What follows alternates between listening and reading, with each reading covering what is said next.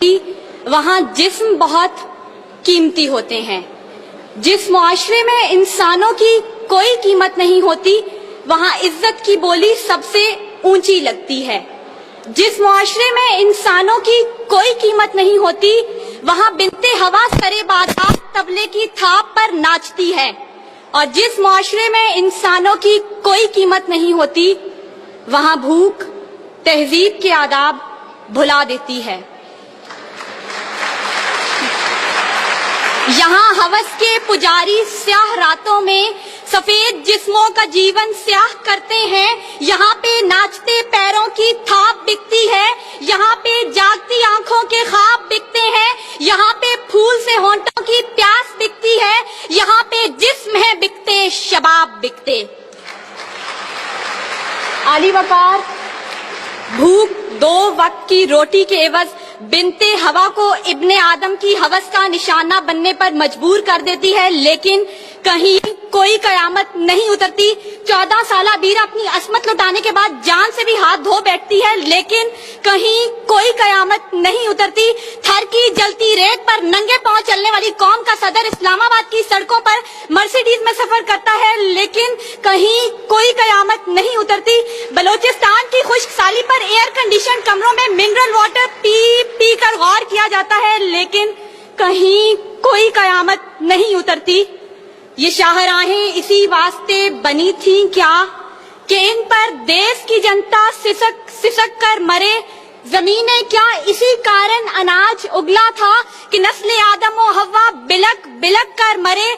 मिले इसीलिए रेशम के ढेर बुनती हैं कि दुख्तराने वतन तार को तरसे।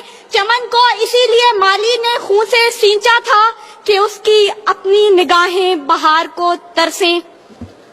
आली वकार यह है इस्लामी जमहूरिया पाकिस्तान, जहां हर कोई अपनी धुन में मगन है। सर खुजाने की फुर्सत नहीं, दाएं बाएं की फिक्र नहीं। हर शख्स भूखा है।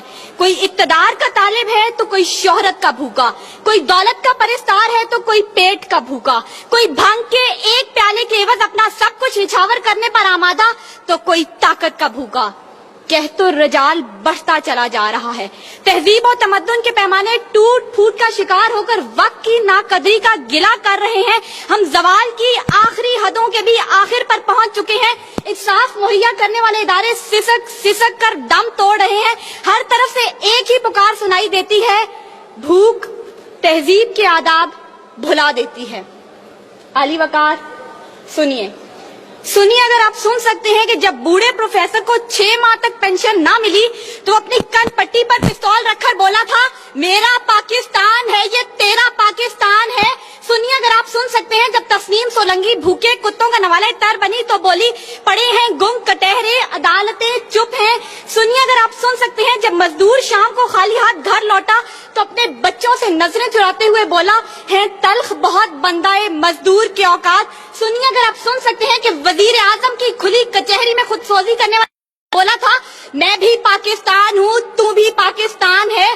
सुनिए, अगर आप सुन सकते हैं जब जागीरदार के दस्तगीर गरीब हारी की बेटी को उठाकर लेके गए थे तो वो बोला था, आवाज दो इंसाफ को, इंसाफ कहाँ है। सुनिए, अगर आप सुन सकते हैं कि डमा डोला के बेगौर कफन लाशें चिल्ला कर कह रही है, नवीद दो इंसान को कि इंसान मर गया। सुनिए, अगर आप सुन सकते हैं डॉक्टर आफिया सिद्दीकी आज भी सरापा सवाल है, जिम्मेदार कौन। सुनिए, अगर आप सुन सकते हैं लाल मस्जिद के शोहदा कह रहे हैं, पाक फौज तू जिंदाबाद। और सुनिए, अगर आप सुन सकते हैं जब बेरोजगार बाप ने अपनी 3 जवान बेटियों को मौत के घाट उतारा था तो बोला था, अजब रस्म है चारा गरों की महफिल में, लगाकर जख्म नमक से मसाज करते हैं। गरीबे शहर तरसता है एक नवाले को, अमीरे शहर के कुत्ते भी राज करते हैं।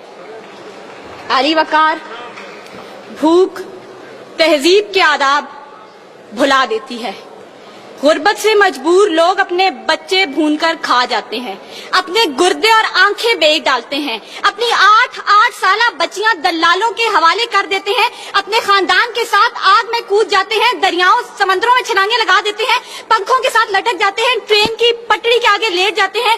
गुर्बत, जुल्म और महंगाई से मजबूर लोग अपने मासूम बच्चों के गले काट देते हैं। आली वकार صدارت، وزارت اور عمارت کے بھوکے تہذیبی اقدار کو پامال کر دیتے ہیں.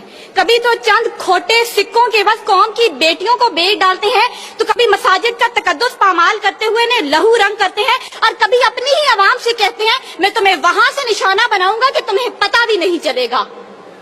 جب لوگ یہ کہتے ہیں خدا دیکھ رہا ہے، میں سوچنے لگتا ہوں کیا دیکھ رہا ہے. علی وقار، اس سے پہلے کہ بھوک اس ملک کو کھا جائے، اس سے پہلے کہ لہجے بے آواز ہو جائیں، سر سنگیت سب بے ساز ہو جائے، ملت اسلامیہ کی یہ بیٹی، ملک و قوم کی بیٹی اور آپ کی بیٹی آپ سے استدعا کرتی ہے خدارا اس بوڑھے باپ کا سہارا بن جائیے جس کے بیٹے نے خود سوزی کی.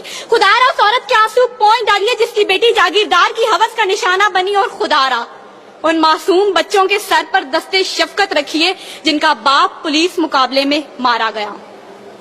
ان اشعار کے ساتھ ہی موضوع زیر بحث سمیٹتی ہوں. ستم ظریفی وقت نے کلیوں کی نزاکت کو، دلوں کی محبت کو اس طرح سے مسئلہ ہے، اس طرح سے کچلا ہے کہ زندگی اذیت ہے اور سانس کی بھی قیمت ہے. کس کا ہاتھ ہے جو خون سے رنگا نہیں، کس کا گریباں ہے جو گرفت سے بچا نہیں. صدائے موت آتی ہے شہر بھر کی گلیوں سے، خون کی بو آتی ہے پھولوں اور کلیوں سے. شکریہ.